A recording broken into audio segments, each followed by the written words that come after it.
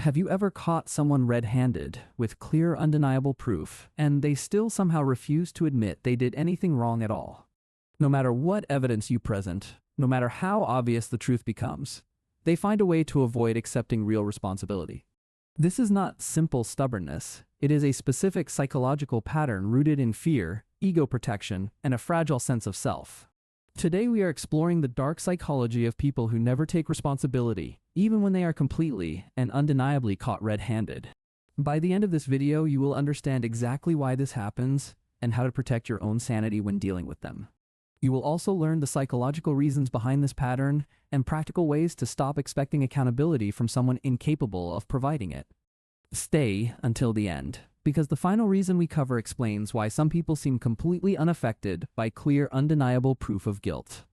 Let us start with the basic truth. Refusing responsibility, even when caught, is rarely about the actual evidence being presented in front of them. It is about survival, about protecting a fragile identity that simply cannot tolerate the discomfort of admitting genuine fault or personal wrongdoing. For these individuals, accepting responsibility feels like a complete collapse of who they believe themselves to be, so the mind refuses to process it. The first psychological reason behind this behavior is extreme ego protection, where admitting fault feels like a direct threat to their entire identity. Their brain has learned that vulnerability leads to shame, so it automatically rejects reality itself rather than face that unbearable discomfort directly. The second reason is a documented psychological defense called denial, where the mind genuinely refuses to accept information that threatens the self-image. This is not always conscious lying. Sometimes their brain actually rewrites the narrative in real time to protect their fragile sense of self. The third reason is narcissistic personality traits, where the person genuinely cannot tolerate any version of reality in which they are flawed. For a narcissist, being caught does not equal guilt, because their self-image is simply more powerful than any external evidence presented. The fourth reason is childhood conditioning, where the person grew up in an environment where admitting mistakes led to severe punishment or humiliation. If a child learned that being wrong was dangerous, they often grow into adults who reject accountability regardless of how obvious the truth is. The fifth reason is control, because accepting responsibility means giving up power in a situation, and some people refuse to ever surrender control. By denying reality, they maintain the upper hand, forcing you to carry the burden of proof while they simply refuse to engage honestly. Now let us talk about the specific tactics these people use, tactics that remain consistent no matter how strong the evidence against them is.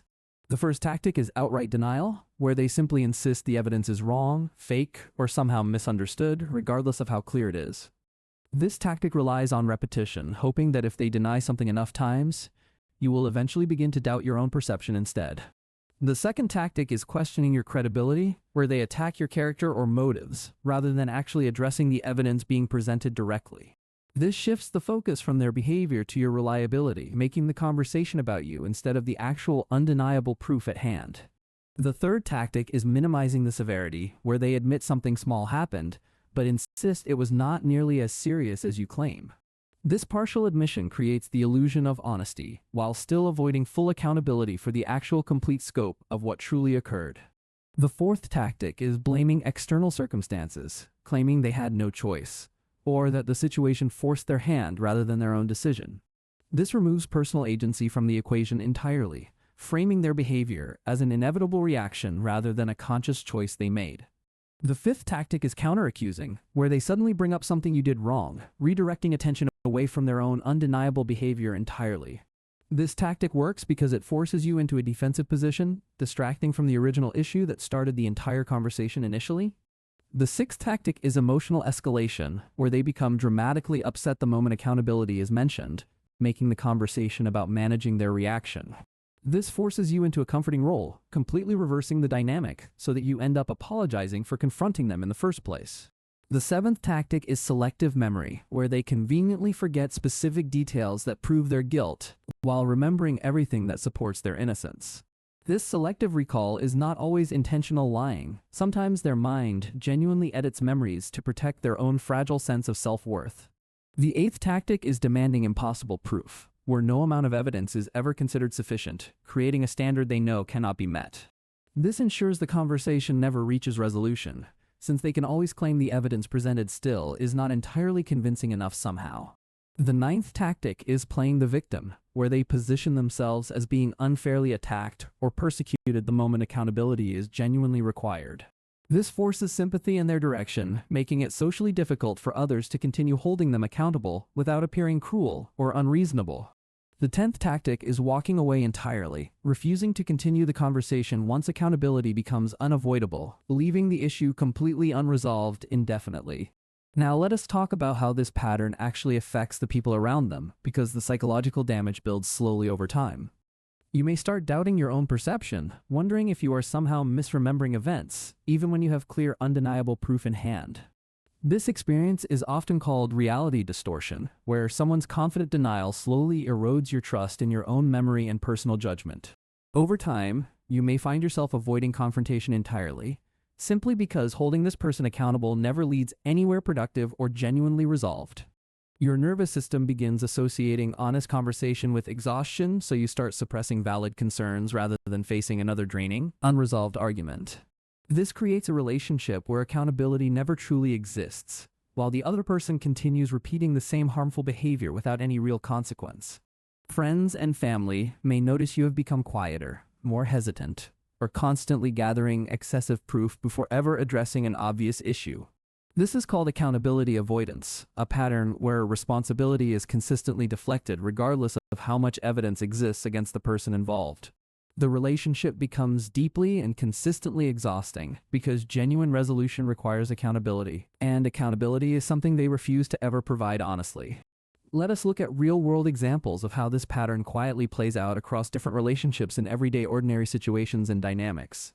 Imagine catching a partner in a clear lie, only to have them insist you misunderstood, even when the evidence is completely undeniable. Imagine confronting a coworker about a mistake they clearly made, only to have them blame the entire team instead of themselves entirely. Imagine catching a friend breaking a promise directly, only to have them claim you never actually asked them to do it originally. In every one of these examples, the undeniable truth becomes irrelevant, replaced by deflection, denial, or counter-accusation designed to avoid genuine accountability. This is exactly how the pattern sustains itself, because the person causing harm never actually faces the discomfort of genuine self-reflection or change. So how do you protect your sanity when dealing with someone who consistently refuses responsibility, even when they are completely and undeniably caught? The first step is releasing the need for their confession, understanding that some people will simply never admit fault, regardless of proof presented. Waiting for an admission that validates your reality can keep you stuck in an exhausting cycle that may genuinely never reach resolution. The second step is trusting your own perception without requiring their agreement, since your reality does not depend on someone else confirming it. If your gut tells you something is genuinely true, that instinct deserves respect, even when someone confidently insists otherwise with complete conviction. The third step is setting boundaries around behavior, not confessions, focusing on what you will accept moving forward rather than demanding admission. This shifts your energy from proving a point to protecting your own future, regardless of whether they ever fully acknowledge their behavior. The fourth step is documenting patterns clearly, whether through notes or written records, so you stop doubting your own memory during future conversations. Having a written record helps you trust your own perception, especially when someone repeatedly tries to convince you that events never happened. The fifth step is seeking outside perspective from a trusted friend, family member, or therapist who can help you see the pattern clearly. Sometimes we are too emotionally close to a situation to recognize how consistently someone avoids accountability within our own daily close relationships. The sixth step is recognizing that some people are simply not capable of genuine self-reflection, no matter how much evidence you present. This does not mean you are wrong for wanting accountability. It simply means that particular person may never be able to provide it. Protecting your peace sometimes means limiting how much energy you invest in seeking validation from someone who consistently refuses to provide it. It is important to remember that your perception is valid, even if someone repeatedly tries to convince you that you are mistaken. Real accountability sounds calm, direct, and genuinely willing to reflect, not defensive, distracting, or focused on making you feel guilty for noticing. Learning to spot the difference between genuine reflection and calculated denial can protect you from years of exhausting emotional confrontation and confusion. Healthy people can admit mistakes without collapsing entirely, because their sense of self does not depend on always appearing completely perfect always. There are also 3 distinct types of people who avoid responsibility, and recognizing which type you face changes your entire approach completely. The first type is called the denier, someone who genuinely believes their own distorted version of events, regardless of any evidence presented. The denier is not always intentionally lying. Their mind has simply rewritten reality to protect them from unbearable shame and personal discomfort. The second type is called the strategist, someone who knows exactly what happened but calculates that denial is more beneficial than honesty. The strategist rarely feels any genuine shame, focusing instead on avoiding consequences through calculated manipulation rather than authentic reflection or real accountability. The third type is called the wounded ego, someone whose insecurity is so deep that admitting fault feels like complete personal destruction. The wounded ego type often escalates quickly because even minor accountability threatens their fragile sense of self-worth and personal identity entirely. Understanding which type you are dealing with helps you respond more effectively, rather than expecting the same approach to work universally with everyone. Neuroscience also plays a role here, because admitting fault activates brain regions associated with processing genuine threat and social status loss entirely. For someone with a fragile identity, being wrong is not just uncomfortable, it is registered by their brain as an actual survival threat. This is why some people become defensive so quickly. Their body enters a protective response before they have consciously processed the evidence. Once you understand this biological reaction, their behavior becomes more explainable, even though it still does not make it acceptable to tolerate. It is also worth mentioning that this pattern is not limited to romantic relationships, and often appears within families, friendships, and workplaces too. A parent who never admits fault teaches their children that mistakes are shameful, shaping how those children handle their own accountability later. A boss who blames employees for their own decisions creates a workplace where honest communication feels unsafe and genuinely risky to attempt. A sibling who never admits fault trains everyone else to simply accept blame themselves rather than continue an exhausting unresolved family argument. Recognizing this pattern across many different relationships helps you protect yourself more broadly, not just within romantic partnerships or specific dating situations. Another overlooked sign is selective accountability, where someone only admits fault for minor issues while completely denying anything more significant or serious. This creates an illusion of honesty, making you feel like progress is happening while the larger pattern of denial continues completely unaddressed. If someone apologizes constantly for small things but never for the pattern itself, pay close attention to what is actually being avoided. It is also worth recognizing your own patterns, since people who fear conflict may be more likely to accept blame that is not theirs. If confrontation feels unbearable, accepting responsibility yourself can feel easier than continuing an exhausting argument, even when you know you are not wrong. Building confidence in your own perception can make you naturally more resistant to this tactic, because you no longer need their agreement to feel certain. This does not mean becoming rigid or unwilling to admit your own mistakes. It means trusting your memory when the evidence clearly supports it.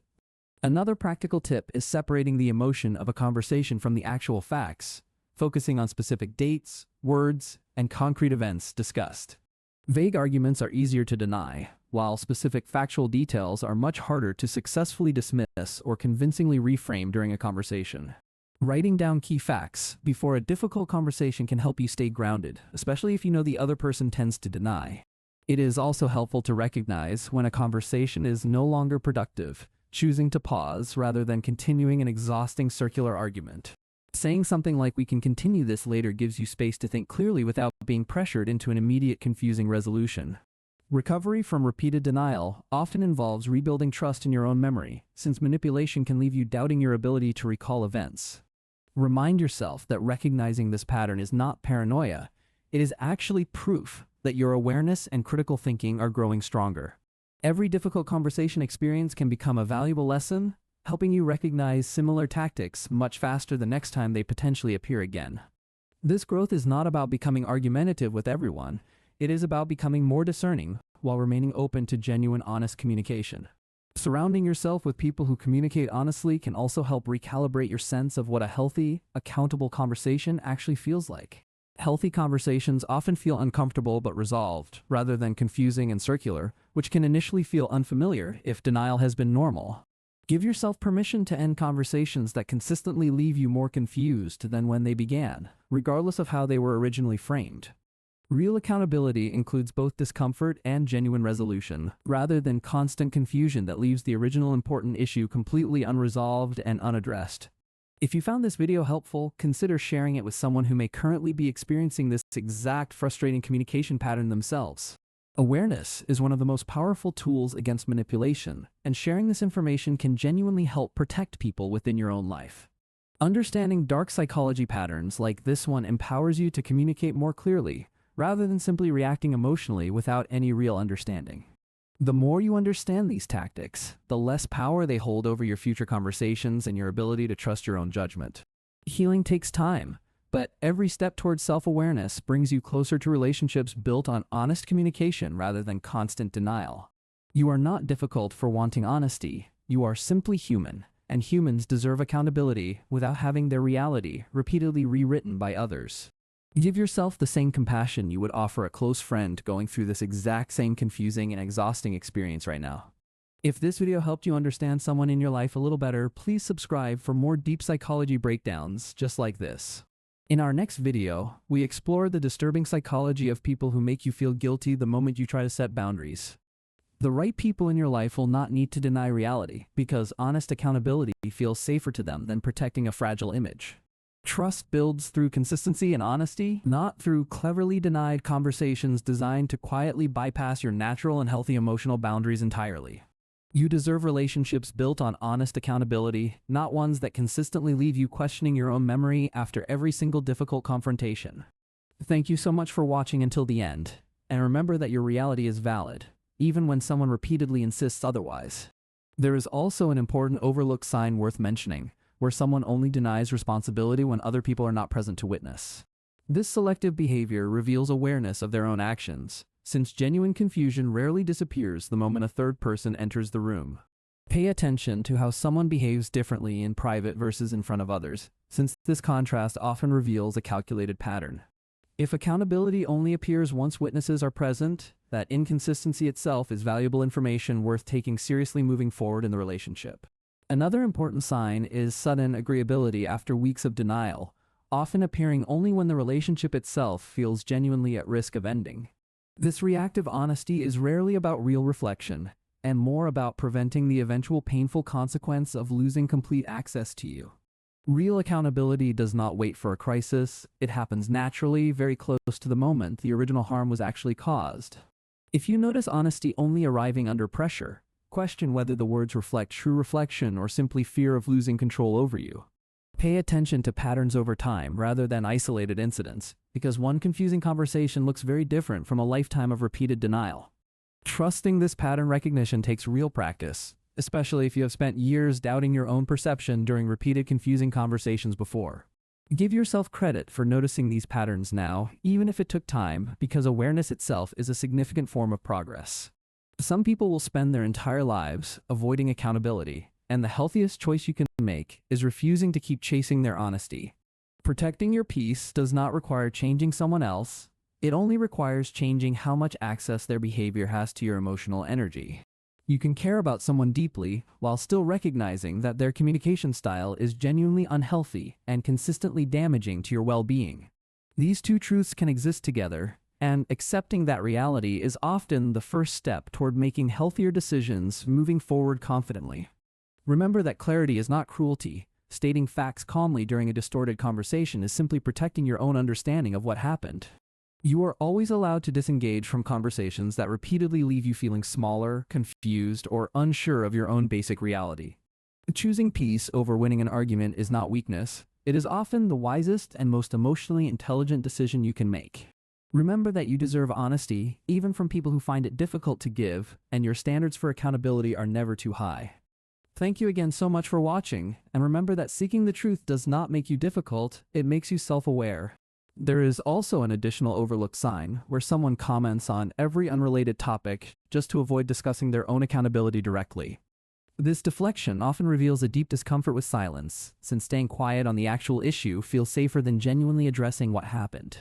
Recognizing this underlying discomfort can help you respond with genuine compassion, while still protecting your own energy from constant unnecessary conversational deflection. Compassion for someone's fear does not mean you owe them your patience indefinitely, especially when the pattern consistently drains your own peace. It is possible to understand why someone behaves this way while still choosing to limit how much of your energy they receive. Some relationships genuinely improve once the other person becomes fully aware of this pattern and makes a conscious effort toward honest reflection. Growth is possible, but it requires the other person to want change, rather than you continuously absorbing the confusion of every conversation.